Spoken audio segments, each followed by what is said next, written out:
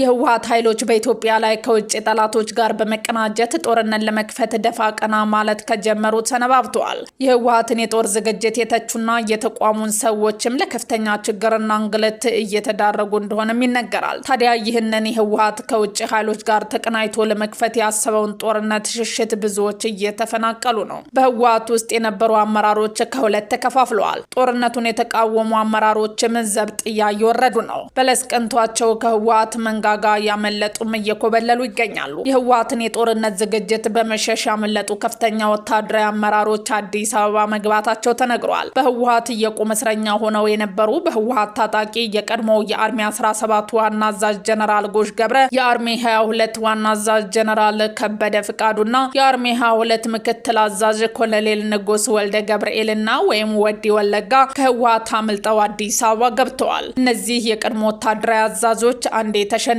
ከዚህ በኋላ በጦርነት የምናመጣው ለውጥ የለም የሚል አቋም በማራመዳቸውና ጽምዶን በመቃወማቸው ምክንያት ለ6 ወር እና ከዚያ በላይ የቁም እስረኛ ሆነው ነበር ተብሏል። በመጨረሻም ለሻዕቢያ ተላልፎ ሊሰጡ መወሰኑን ተከትሎ ትግራይ ውስጥ መቀመጥ ለህይወታቸው አደጋ መሆኑን ተረድተው በሚገርም አካሄድ ከቁም እስረኝነት አምልጠው አዲስ አበባ ገብተዋል ነው የተባለው። የህወሓት የጦር ጉስማን ሸሽተው የሚኮበለሉ በእነዚህ ብቻ አልተገደበም። የትግራይ ፖሊስ ኮሚሽን ከአዛዥ እስከ ተራ ፖሊሶች በ3 ዙር ወደ ግንባር ለመላክ ወስኗል።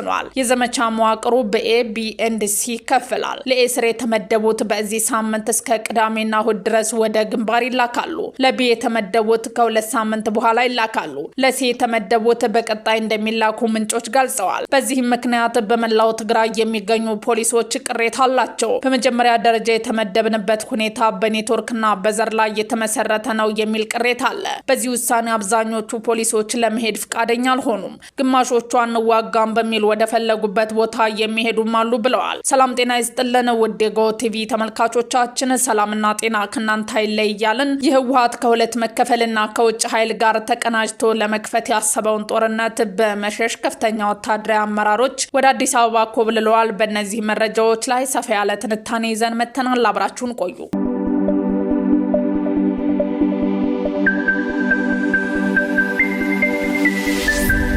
የህወሓት ኃይሎች በኢትዮጵያ ላይ ከውጭ ጠላቶች ጋር በመቀናጀት ጦርነት ለመክፈት ደፋ ቀና ማለት ከጀመሩ ሰነባብተዋል። የህወሓትን የጦር ዝግጅት የተቹና የተቋሙን ሰዎችም ለከፍተኛ ችግርና እንግልት እየተዳረጉ እንደሆነም ይነገራል። ታዲያ ይህን የህወሓትን ከውጭ ኃይሎች ጋር ተቀናጅቶ ለመክፈት ያሰበውን ጦርነት ሸሽተው ብዙዎች እየተፈናቀሉ ነው። በህወሓት ውስጥም የነበሩ አመራሮች ከሁለት ተከፍለዋል። ጦርነቱን የተቃወሙ አመራሮችም ዘብጥያ እየወረዱ ነው። በለስ ቀንቷቸው ከህወሓት መንጋጋ ያመለጡ እየኮበለሉ ይገኛሉ። የህወሓትን የጦርነት ዝግጅትን በመሸሽ ያመለጡ ከፍተኛ ወታደራዊ አመራሮች አዲስ አበባ መግባታቸው ተነግሯል። በህወሓት የቁም እስረኛ ሆነው የነበሩ በህወሓት ታጣቂ የቀድሞ አርሚ 17 ዋና አዛዥ ጀነራል ጎሽ ገብረ፣ የአርሚ 22 ዋና አዛዥ ጀነራል ከበደ ፍቃዱና የአርሚ 22 ምክትል አዛዥ ኮሎኔል ንጉስ ወልደ ገብርኤል ከህወሓት አምልጠው አዲስ አበባ ገብተዋል። እነዚህ የቀድሞ ወታደራዊ አዛዦች አንዴ ተሸንፈናል፣ ከዚህ በኋላ በጦርነት የምናመጣው ለውጥ የለም የሚል አቋም በማራመዳቸውና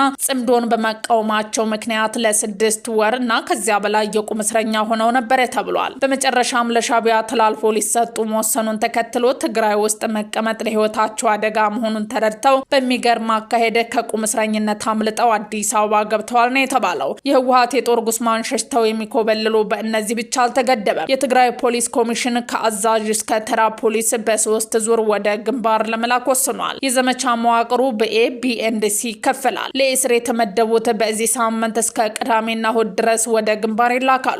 ለቢ የተመደቡት ከ2 ሳምንት በኋላ ይላካሉ።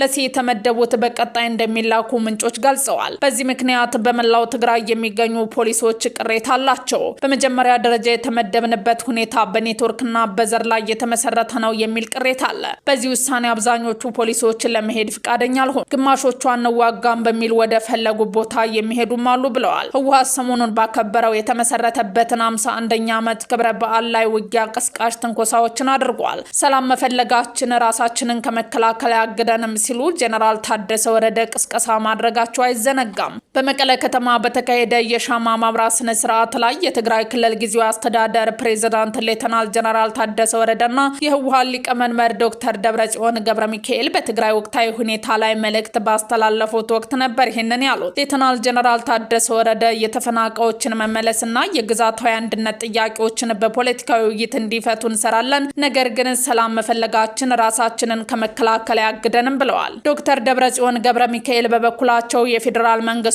የፕሪቶሪያውን ስምምነት ጥሷል ሲሉ የከሰሱ ሲሆን አደጋው በውይይት ካልተፈታ ህዝቡ ወረራን የመመከትና ራሱን የመከላከል ግዴታ ውስጥ እንዲገባ ቀስቅሷል። በክልሉና በፌዴራል መንግስቱ መካከል ያለው ግንኙነት ዳግም ወደ ውጥረት እያመራ መሆኑን አመልካች ነገሮች ከታዩ ውሎ አድሯል። ለዚህ ማሳያ የሁለቱ የህወሓት አመራሮች የጦርነት ትንኮሳ በቂ ማሳያ ነው። ይህ በእንዲህ እንዳለ ኢትዮጵያና ኤርትራ በጦርነት አፋፍ ላይ ናቸው ሲል ኢንተርናሽናል ክራይሲስ ግሩፕ አሳስቧል። ኢንተርናሽናል ክራይሲስ ግሩፕ በሰሜን ኢትዮጵያና በኤርትራ መካከል አዲስ የጦርነት ስጋት እንዳለ አስጠንቅቋል። ውጥረቱ ወደ ቀጥተኛ ጦርነት ለመቀየር አጭር ጊዜ ብቻ ቀርቶታል ነው ብሏል። ዓለም አቀፍ የጥናት ተቋም ኢንተርናሽናል ክራይሲስ ግሩፕ ባወጣው አዲስ ሪፖርት በኢትዮጵያ ፌዴራል መንግስት በኤርትራና በትግራይ ኃይሎች መካከል ያለው ግንኙነት እጅግ አደገኛ ደረጃ ላይ መድረሱን ገልጿል። ተቋሙ እንዳለው ከሆነ ቀጣናው ዳግም ወደ አስከፊ ጦርነት ሊያመራ የሚችልበት እድል ሰፊ መሆኑንና ይህም የሰከንዶች እድሜ ብቻ የቀረው ስጋት መሆኑን አስታውቋል። ለዚህ ውጥረት መባባስ እንደ ምክንያት የጠቀሱት የኤርትራ ኃይሎች ሉዓላዊ የኢትዮጵያ ግዛት ጥሰው በመግባታቸው የኢትዮጵያ መንግስት የባህር በር ለማግኘት ያለው ፍላጎትና በኤርትራ በኩል እንደ ሉዓላዊነት ስጋት መታየቱ፣ በትግራይ ክልላዊ መንግስት አመራሮች መካከል የተፈጠረው የውስጥ ክፍፍል እንዲሁም በቅርቡ በጠለምታ አካባቢ የተከሰቱት ወታደራዊ ግጭቶች ናቸው። ሪፖርቱ አክሎም ይህ አዲስ ግጭት ከተከሰተ በመቶ ሺዎች የሚቆጠሩ ሰዎችን ህይወት ከቀጠፈው የቀድሞው ጦርነት በባሰ መልኩ አውዳሚ እንደሚሆንና የቀይ ባህር አካባቢን ይበልጥ ሊያናውጠው እንደሚችል አስገንዝቧል።